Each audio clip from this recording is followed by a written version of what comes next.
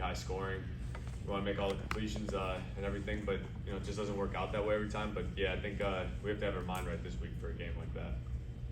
Jimmy, Kyle was talking about how he's evolved as a play caller. I think he was more of a riverboat gambler in his younger years, and now that he has a defense like you guys have had through the years, like you just call a game to win the game, and that makes sense.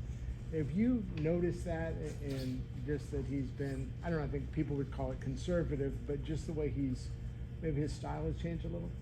Yeah, I think that kind of just comes with being a head coach for a while.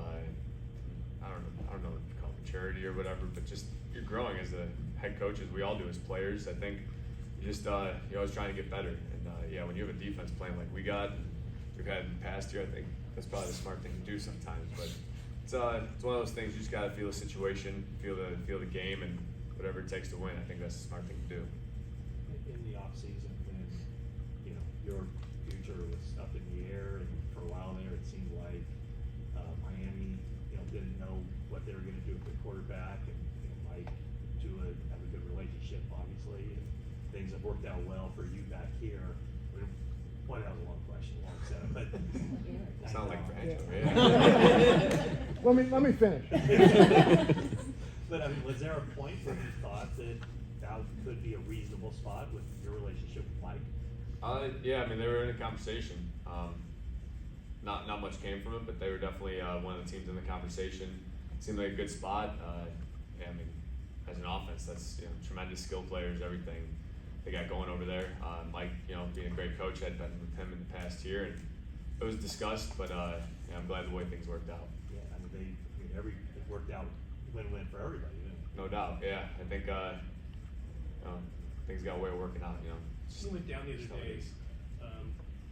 You said that there's no doubt you were coming back in, but Kyle said at first he wasn't sure, and then Brock said, "Well, one of those guys get a ball," and he started warming up. I'm just curious on your, you've been the number 2 guy before, and you have to be ready every week. What's been your sort of what you've seen out of Brock? How much better is he now than he was at the beginning of the year, even though he only gets 17 reps usually?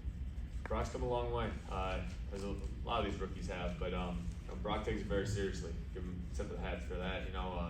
It's tough to come in as a rookie and be number 2. I did that in New England, and it's just tough because you're trying to find your way as a rookie. You're trying to learn as much as possible, and in a split second you might be out there. So I thought Brock's done a great job. He's helped me a little bit on the sidelines during games. And it's just when you're number 2 like that, it's the little things that go a long way. I think he's earned the respect of the locker room, just as number 2 should. Jimmy, a little off top. How's your knee feel? Feels great. It's great, baby. It's coming along. Yeah, feel pretty good with it. Jimmy, a little off topic though. You see players talking about artificial turf, wanting to see grass or at least a commonality in artificial turf. Do you feel like players are talking about this, and there's like, would you support a push maybe from the union to try to get all grass fields? Hell yeah, yeah.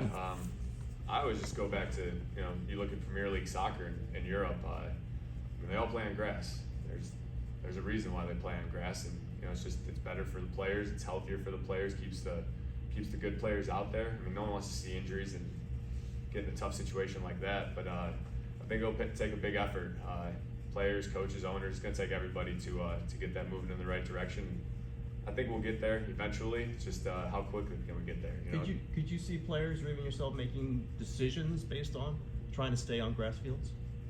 I mean, I could see it happening. I haven't seen it personally, but I could definitely see that happening. I think maybe when a free agent or something doesn't want to go to a team because they play 8 games on turf at home, that might raise some red flags and put ownership on notice. But I don't know. I think we're blessed here to practice on grass, play on grass. Jed does an awesome job of providing us with that. But I think eventually it'll get there. It's just how quickly will we do it. Jimmy, there's Piece this weekend, and you're working with Tabs. Why did you choose them? Is this something you look forward to and be able to support positive from it? Yeah, it's a new one for me this year. I've seen George do it in the past, and I just thought it was a cool opportunity. Taps is people who have lost someone through the military, and any bit of light we could shine in their situation and just bring a little bit of joy to them, I think goes a long way. So that's what we're trying to do. There's a 70% chance of rain for Sunday, Jimmy. How do you think that affects the game, and how do you like playing in rain? I think it'll affect the game very little. I think elements are what they are: wind, rain, snow, whatever it is. We've played just about everything this year in practice, so I think we're ready for the game. Practice out there and today it didn't seem too crazy, but we'll deal with whatever's dealt to us. Tua was telling the Miami media Wednesday that he's been watching film of you because obviously the offense that you run is the system that he's running now. You ever had any kind of interaction with him at all? Never even met him? No, I haven't. I've watched a good amount of his film too. He plays very well in this offense, man. He's smooth in it. So that JP Mason came in at the end of the game, didn't want to put all that pressure on him to have to try to get first downs at the end, but he handled it well. What was he like in the huddle? He's awesome. The one glove man. JP, I didn't know he wore one glove until he was in the huddle with us, and kind of caught me off guard. Didn't want to say it at the time, so I saved it for after the game. But yeah, JP did a great job. He came in, was real calm. For a rookie to come in that situation, run the clock out like that, getting a couple crucial first downs, that was some big stuff. We haven't really seen it back. What is it? What's the story on the You one? gotta ask him about that one. But I noticed it on the field, and I was like, I don't want to ask him right now. So. For We- you as a quarterback, what makes Juwan Jennings so special on third down? A lot of things. I think it starts with his competitiveness. What he shows in practice every day. He wants the ball. I think as a quarterback, you can see that in a receiver. If he wants the ball or if he doesn't. If a guy's a clear out route and he's just running it to clear out, there's a difference between that and a guy who's running it to get the ball. And Juwan always wants the ball. And that's the type of guy I want to throw to. So I think he's done a great job on third down. A lot of our guys have done a good job getting open versus man to man and finding the soft spots for his zone. But Juwan's really done great for us. We haven't seen a back as big as Jordan Mason. I think he's 224 in this offense. You have a closer look at it when he's kind of just knocking the soul out of a defense to salt the game away. What does that feel like from your vantage point, and what kind of boost do you guys get in the huddle after he has one of those kind of stampeding runs? Big boost. It's starting to become pretty regular for him too. He's just so strong. He's explosive, has a low center of gravity, and his cuts are just aggressive. It's everything you want in a running back, man. Honestly, he makes it tough on defenses, and I think those are body blows that wear on you in the fourth quarter. So it'll be interesting to see a full game with him. Jimmy, Last one, guys.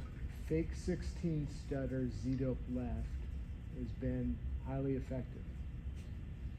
Do you have, when you call that, I mean, do you feel like this is probably going to be a big play?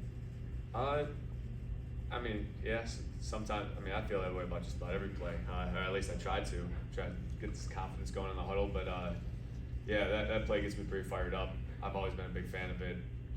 Going back even a couple of years, it's always been good for us. But where'd you hear that play call from, by the way? I've got.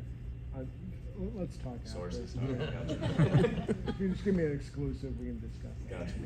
Cadence wasn't as good as yours. He's got work on it. All right.